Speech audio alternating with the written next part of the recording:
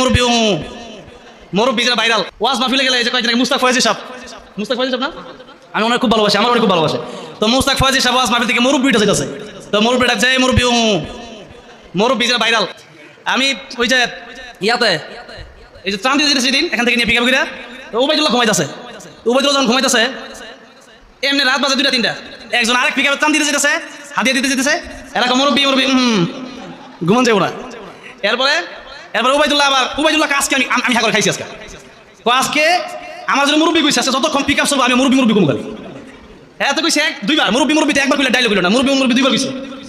আর Ubaidullah একবার ডাক দেখা হয় মুরব্বী এই কথা কইতে কইতে একবার এই নদী পর্যন্ত গেছে, খাল পর্যন্ত গেছে। এরপরে যা শুরু হয়েছে মুস্তাক ফয়েজি সাহেব পড়ছে বিপদ। মুস্তাক ফয়েজি সাহেব এখন কিন্তু স্যার মুরব্বী পাওয়া যাবে না, এখন একটা ভাষা কইতেছে। এখন সোনামণি নাকি সোনামণি, যাক তোমাদেরকে এটা বলা যাবে, সোনামণি তোমাদেরকে বলা যাবে। এখন যেই কথা সেটা হচ্ছে যে 2-1 ঘন্টা বসে যদি আমাদের পেটের অবস্থা